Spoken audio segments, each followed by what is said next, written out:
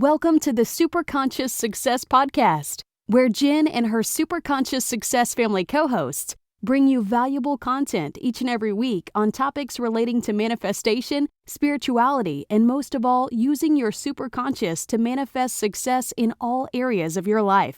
Now on to today's episode.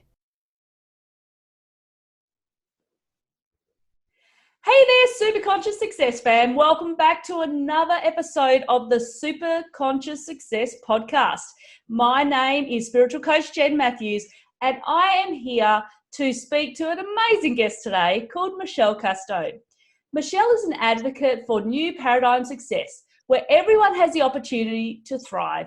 She offers 25 plus years of experience in the field of adult education, personal development, and human potential.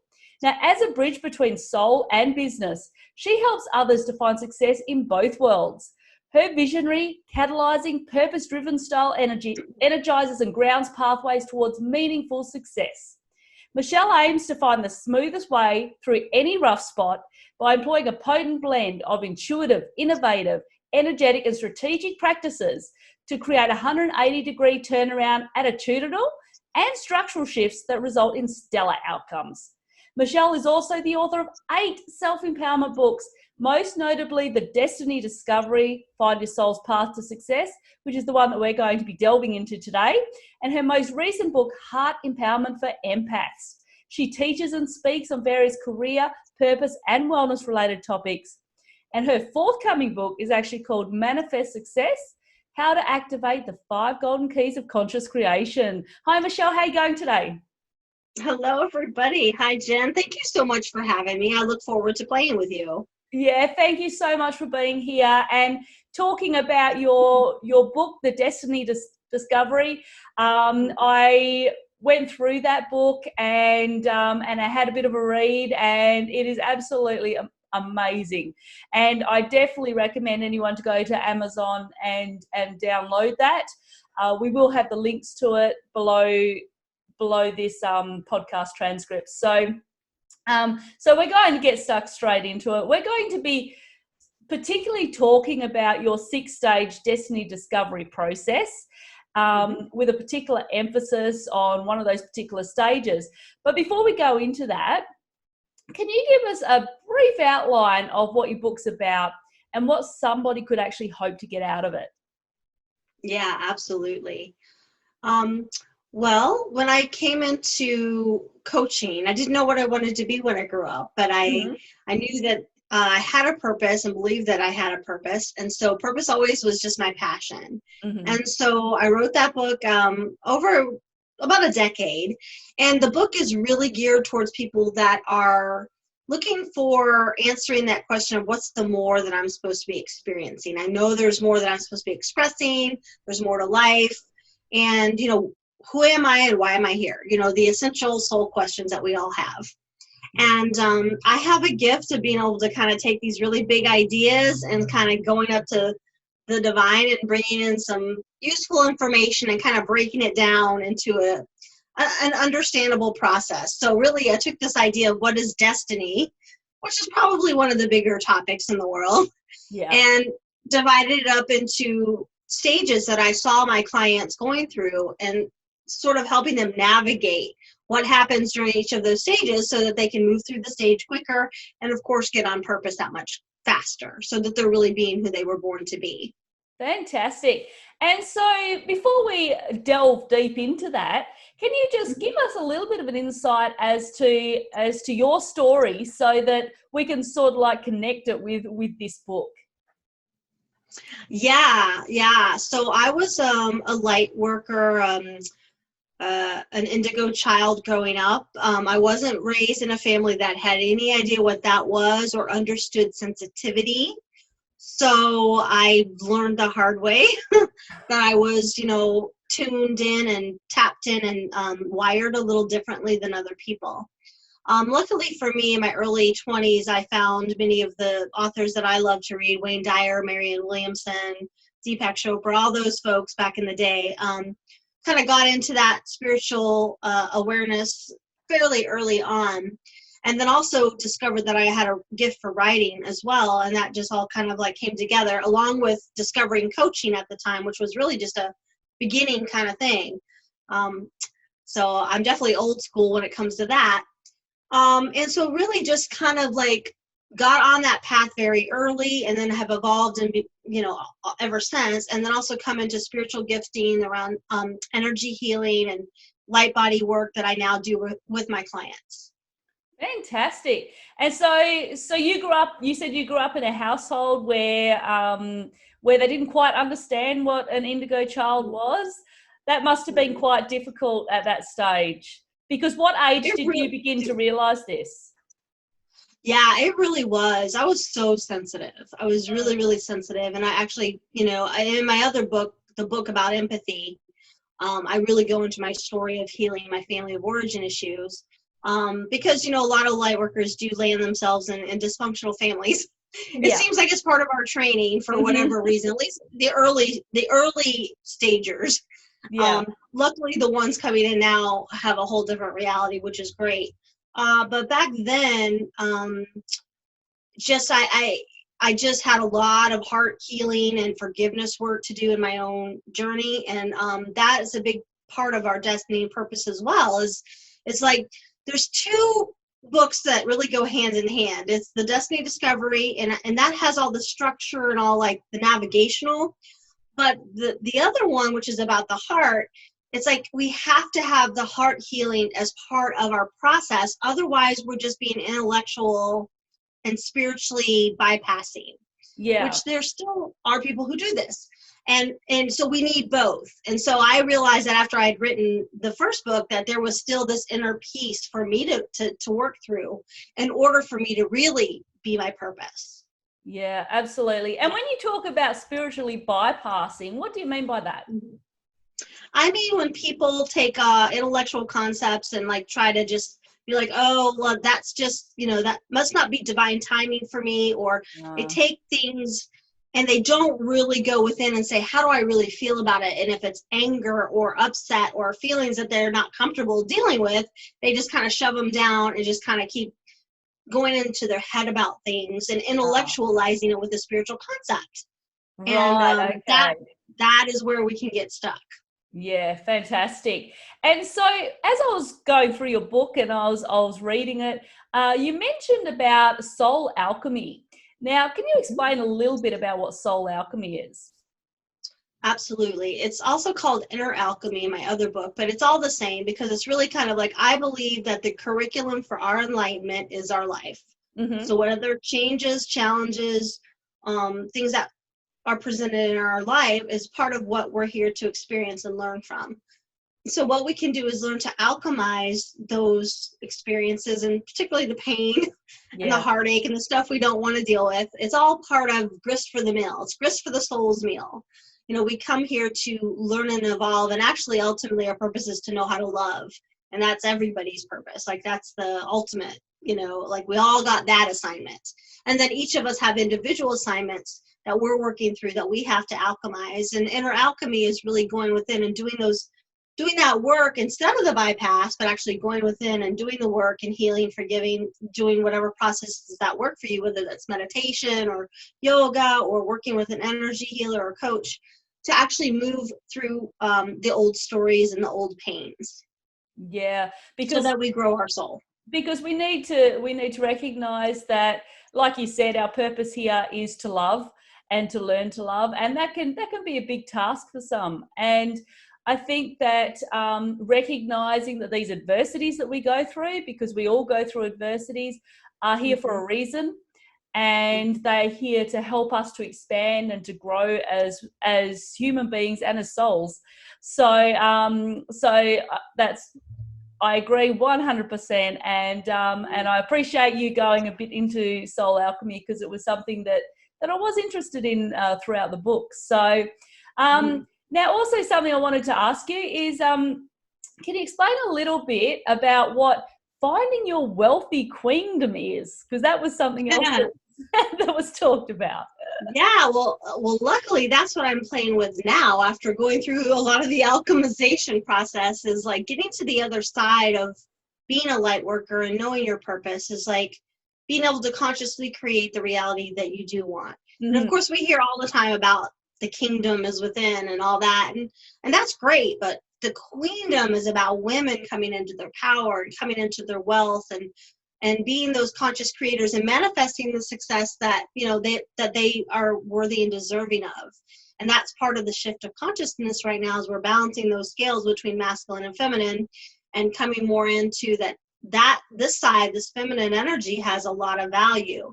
And it's time for us to receive, physical things, the money and, the castles or the lifestyles that we desire as well. So that's a program that I just put out this year.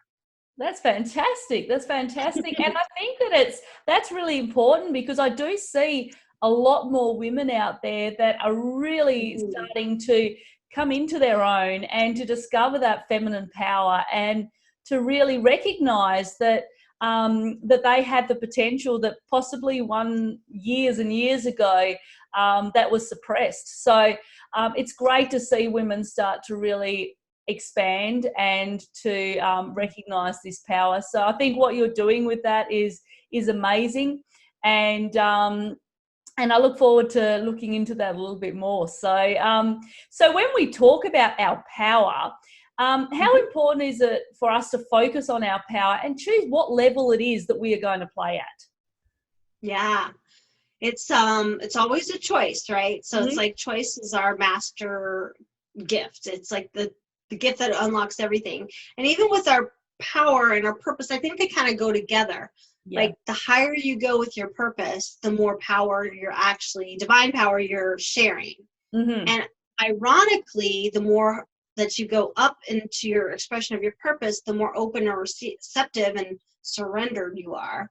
So the less of the identity and the, all that stuff is out of the way. And now you're just more of like the essence and the channel for what wants to come through. And to me, that's the highest power. And that's the power that we're trying to plug into along our spiritual journey. Fantastic. And a lot of it has to do with how much purpose we're allowing ourselves to express. Yes. And sometimes it can take a little while to discover what your purpose is, apart from our purpose of showing divine love and it's so it can take a little while. So it's not something that you recognize overnight, but it is something that you can work on and you can connect with the divine. And I would assume that you use your intuition frequently, as I do, and the divine can come up with some incredible ideas to help lead you on your path. So yes. You were talking in your book about 4 levels of consciousness. Can you go a little bit into that for me? Yes. So basically the 4 levels, the one that we're most aware of is the victim level, which is like life happens to me and, woe is me. Then once you realize that you can make a change in your life, you become like a victor and you like read a self-help book and you take a class and you say, I can change my life, and you become more of a victor in life. Yeah. But then there's stage 3, which is you become a vehicle, and you realize that something else is really driving the car, but sometimes you still kind of drive yourself, but you get a little bit more surrendered into the higher power. And then the highest level of consciousness, as I see it, is vessel consciousness, which is where you are open and surrendered and you're allowing divine to move through you and make your choices and create your life from that more surrendered place. And so if somebody wanted to access that vessel consciousness, what are some techniques that you is that that's the million dollar question, Jen? Yeah. I don't think a lot of us are there yet, to be honest. No. There's been a few, the masters on the planet. Yeah. That's what we aspire to. Yeah. Of course I would say there's no one way to get there, and yet there are some pretty well tread paths, such as meditating and forgiveness and practicing love and compassion and all those, but those could look a lot of different ways. Yeah. But it's very rare to see somebody who's truly gotten themselves all the way out of the way. Yeah. But I do feel like that's coming. That's coming, and that's part of the shift of consciousness that we're in. Yeah. So hopefully we'll get to see that and have a better conversation a year from now and maybe actually have some good examples. I totally agree. I think that with the whole COVID pandemic that has been going around has expanded the consciousness. I see a shift happening, and I agree that give it a year or two, and I think we will see more people actually moving into that space. But you said, what was the one that was just before the vessel? So that's when you're really starting to work with the divine. The vehicle. Yeah, the vehicle. If you think about like driving, it's like, and when we really are doing the vehicle consciousness the best, we realize that, it's like that phrase, like, if God is your co-pilot, move over, right? So the more that we let God or divine or Gus, which is God, universe, or source, I think that's a cute way of putting it. That's cute. Drive the car, the vehicle, then we know we're along for the ride, and we can enjoy it so much more, and we can relax and actually enjoy the journey. And you start, that's beautiful. Yeah, you start to go into the flow. I know with me when divine goes, I feel like divine is doing all the work, and I'm just the vehicle to be able to make it happen. And it allows you to go with the flow. Allows you to not stress, because you know that everything that you're doing is putting you on the path that you're supposed to be going on. And it's the most incredible feeling once you get to that stage. And I think that unfortunately so many of us remain in that victim mentality, that we don't actually understand how incredible it can be to just let go of that, and to recognize that we have so much power and so much control of our own lives, and we can choose what the direction of our life is going to be like. And I mean, you see this, especially in teenagers. They are very good at the victim mentality, but as they mature and they evolve, they start to recognize that power if they're guided correctly. And and I think that's where we all need to, you said, go from a victim to a victor. So that's when you start to recognize that you have control. Yeah. And then also, Jen, it's great. I agree with everything you just said there. And the other piece about the victor is that's very addictive too, because then that's when you get addicted to there's something wrong and that you need to fix it. And you keep reading book after book after book, and you just never feel okay. And I was in that stage for a long time. I can be completely honest. And it eventually is like, wait a minute, like, that's no way to live either. That's just a step along the journey. So we got to be very careful with that. And and again, be let go and let go and let go. And my favorite phrase about letting go is like, let go or be dragged, right? And that's kind of the energy of right now. It's like, if the more that people are going to hang on, the harder of an experience they're just going to have for themselves. And they don't have to. It's your choice. Exactly. And, we do talk about how important it is to let go and just let be. And and that is something that is so difficult, as we are brought up in a society where it's based on control, and a society where, even as children, our parents had, I suppose, control over us, and they told us what we could and what we couldn't do. And the thing is, now that I think that there are more indigo children out there, and I believe there is a lot more consciousness out there amongst the young ones. I've got 2 teenagers myself, and I see this. My daughter is a very strong personality, but but I believe there could be some indigo in there with her. And I think that as we start to recognize that, I think that that we start to realize that is kind of drifting away. The old paradigm is starting to drift away, and there's no longer that control that there once was. So we are in control of how we live our lives. And so I think that's great that you went into those 4 levels for us. So now we're going to get into the really super exciting stuff, which is the whole purpose of your book, which is the 6 stages of the destiny discovery process. And I love that title, Destiny Discovery. What was it that made you put that together? Well, it was a divine download, but the way I think about it is that we're always the most happy and giddy when we're in discovery. Yeah. right? And I equate this like if you go to the beach and you're looking for seashells, right? It's like a basic thing, but when you discover one, aren't you super excited? Oh, yeah. Yeah, because it's like, oh, I just got one. And that's what like life can be like when we're on this higher path journey. And of course, purpose and destiny go together. And of course, it was a great combination. So that's kind of how the title came. And then the 6 stages just came because like I have a lot of like I guess Virgo, which is very like orderly and efficient. I like to understand things, and so I wanted to understand the stages, and so the stages came. And yeah, we'll talk about those here in a minute. Fantastic. Yeah, I'm excited to go into that, especially focusing on the whole awakening process, because that is something that, as we said, the universe, the planet, we're all starting to go through a much deeper awakening process. But before we do delve into that a little bit deeper, can you go through the 6 stages for us so we know what we can hope to expect? Yeah, let's do a quick like what they are, and then I'll go and backtrack. So if you have a piece of paper, they all start with A. And so really quickly, it's awakening, and let me make sure I get them right. Awakening, awareness, acceptance, articulation, action, and allowance, right? So those are the 6 stages. Yep. And I want to say too that they're intermingled. Like it's not like you definitely go through them stage by stage, but even in the middle of the stages, you're sort of interweaving them. It sort of does do that. And I think when I explain them, you'll see that a bit more.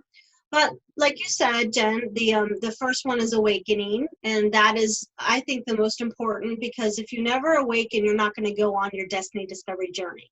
You would just walk through your life and just, that's what you'll do. And there are still people that might be having that experience, but more and more and more people are going on their awakening.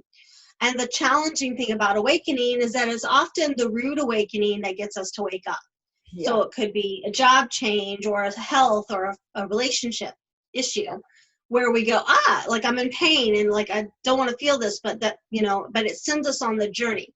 Now I will say again, because there were so many light workers that came before, we have smoothed the path for those coming to awakening now. And so you should you choose to pay attention, have a much easier awakening process. Yeah. And so how, because I know that during my awakening, it was during a hard time in my life. And I think that, how would somebody know if they're actually going through that process? What would be the telltale signs that you are starting to awaken? Right. The one thing is I call it the yearning undefined. It's like you can't put your finger on it, but there's something missing and you need to go find it. So that's one thing. If you're experiencing a lot of dread, like job dread, you wake up in the morning, you're like, I just can't do this one more day. That's a sign. COVID, the whole thing that's happened, that's a sign.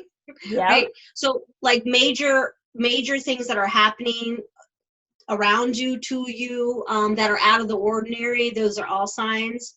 But mainly it's a very subtle voice inside that's like, there's got to be more, and you're here for something more.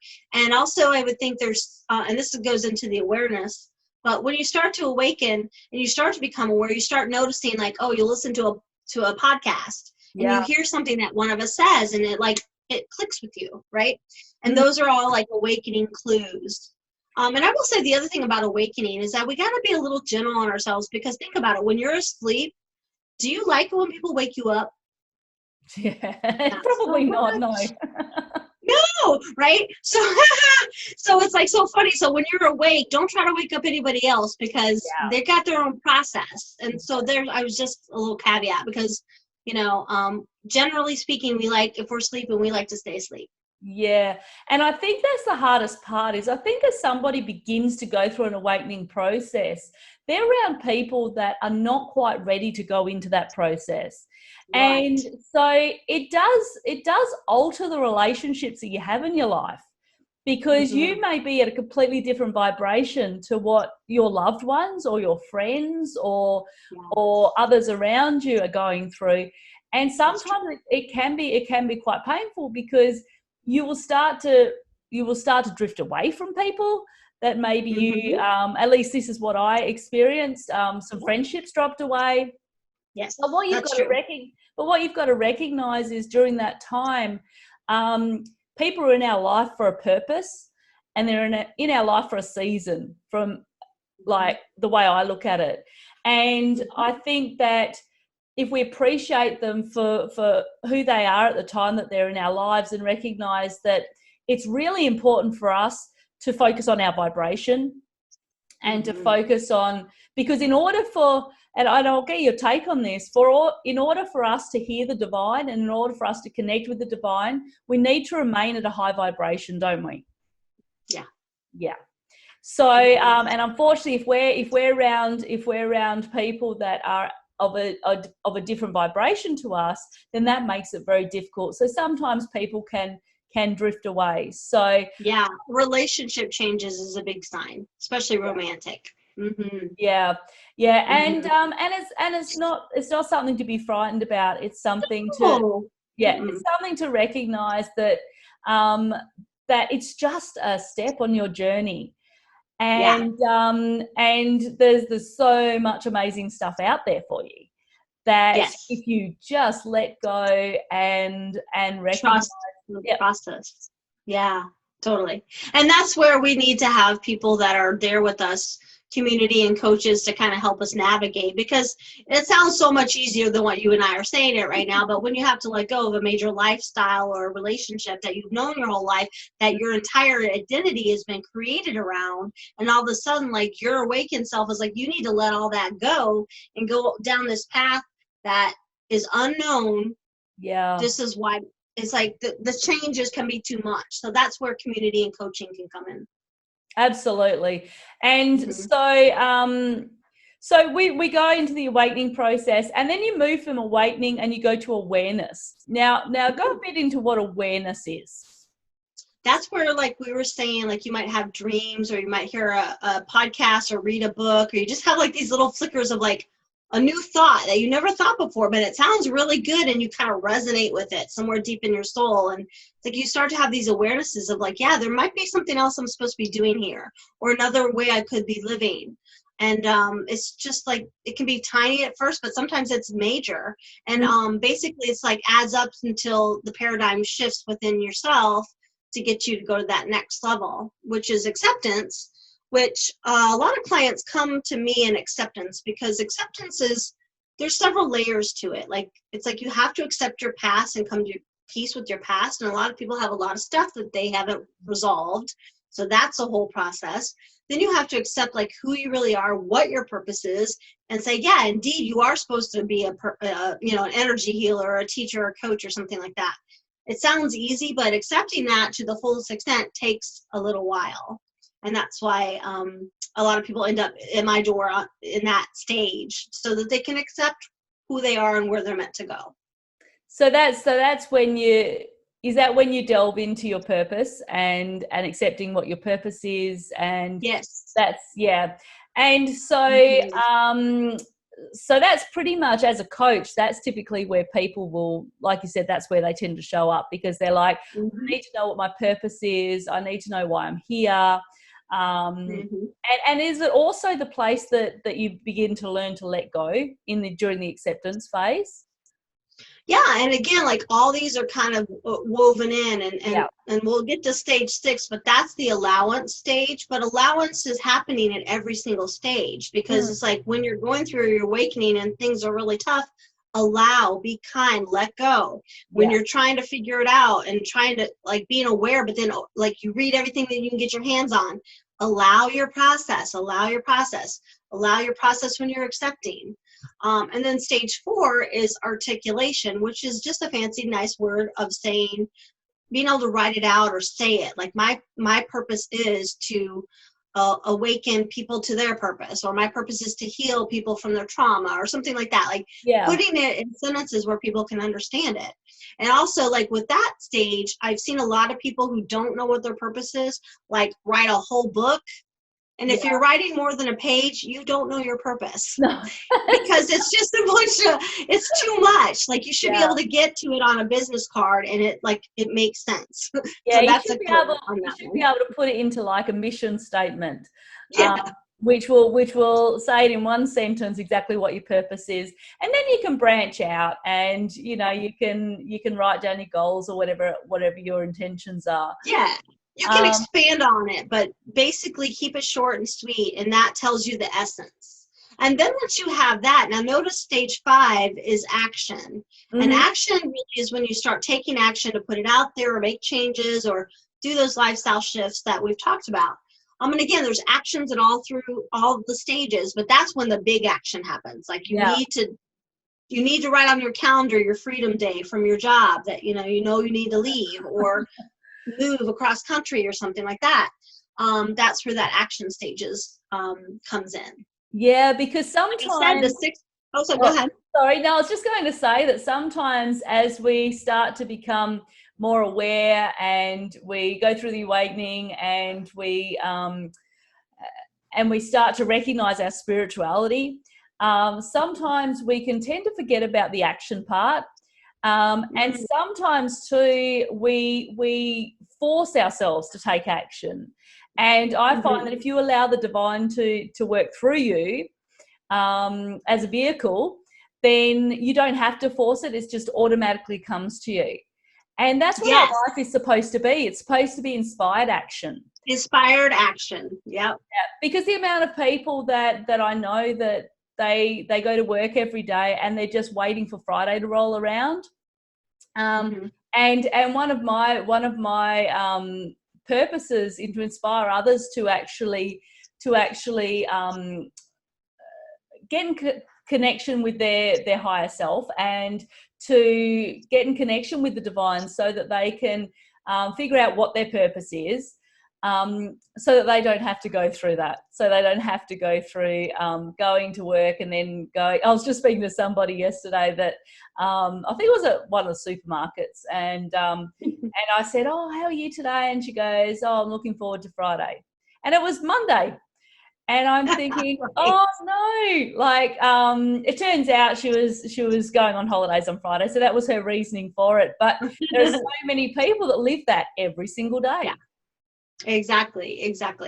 And also with that too, a lot of people with purpose, like, they come to me and they just want to know, well, just tell me what I'm going to do, and like they want to get in action, but they haven't gone through awareness, acceptance, like really integrating and coming into that deeper essence. Because that's like putting the cart before the horse. Like, it's like there is a process here, and it's like a baby. You can't make a baby come at 2 months. Your purpose is a process that's going to unfold over a period of time that is right for you, which comes to stage 6, which is the allowance, which is, again, interwoven between each of these, because it's like we're allowing ourselves to be inspired and take action when it's time, not to try to push something, but to allow and trust. And that comes into the trusting part of that we were created for a reason. There is something higher going on, and we can actually trust our process. Fantastic. Well, those 6 steps, I think you've broken down into beautifully. Makes sense, right? It totally makes sense. And you don't recognize it until you do break it down like that, because you just go through it and you go, I was actually in that stage, and I was actually in that stage. And getting to the allowance phase, I think, is actually, it can be difficult sometimes. It takes a while to get to that point, but just recognize that the divine is working through us. And and Michelle, you do coaching, don't you, Michelle? Mm-hmm. Yeah. So you help to take your clients through the 6-stage process. Absolutely. Yeah. Fantastic. So if you are going through that process and you do need a bit of help with that, Michelle will surely take you through that and help you go through those stages. So Michelle, I have loved talking to you about this book. This book has been amazing. I'm looking forward to delving into it even deeper. And I just wanted to know, in terms of the 6 stages, what can people do to get started on going through those stages? What would be some tips? Yeah, I would say a really great place to start is to look at what's really not working in your life and like what's the biggest pain area or the thing that you've been tolerating the most. Yeah. And really dig into that and like look at what that is. And I would also, the second part of that is make a choice to change. Like, I'm willing to change this. And I always recommend people don't use affirmations in the wrong way. And what I mean by that is like, so some people will be like, I am a millionaire. And your inner self is like, no, you're not. Yeah. That's not a good affirmation. A better affirmation is, I am committed to learning what it takes to be a millionaire. Yeah. Right? Now that's a much better intention. So like around purpose is like, so I am my purpose. No, you're not. But you are committed to finding out what needs to happen to discover your purpose, or you're committed to getting support so that you can find your purpose. Do something like that. And then I would always challenge anybody to take a baby step, even if it's a small step in the right direction. And that could be get a book or take a class, get a coach, something that actually puts you on the path. Because once you actually put your foot on the right path, you will make a huge difference in your life, because that is the first step, is often the hardest, but it's the most important. Yeah, absolutely. And I just wanted to quickly, before we do finish up, I just wanted to ask you, what part do you believe that forgiveness has when it comes to this process? Because I know that as you get to a certain point, forgiving the people in your life that have hurt you is really important, right? Hugely important. Yeah, it's the part about having your heart be clear and open and activated, because the heart is that's the creation station. And that's, like I said before, the heart empowerment is another piece. It's like these two go hand in hand. Yeah. The destiny discovery is your process, but the heart empowerment and doing your forgiveness work and loving yourself and coming into a compassionate, courageous, loving heart is the part that's going to get you through the path that you're on, because people give up really easy. Yeah. But if you have an empowered heart, you're going to keep going no matter what, until you get to that place where like, it's not like you're here because you're always here, but you know what I'm saying? Like, you resonate that, like, yeah, I'm committed. Because being committed and being interested are two different things. And if you want to go down a destiny discovery path, you have to be committed. You can't just be interested. Yeah. It takes the commitment, but the heart empowerment and doing that inner work allows you to be committed and to go the distance. Absolutely. And it's important that not only do you forgive others, but you also forgive yourself, so that you can open that heart up, and so that all the possibilities and all the potential comes through you. So thank you so much for being here with us today, Michelle. I have thoroughly enjoyed talking to you and delving into the soul and delving into the 6 stages.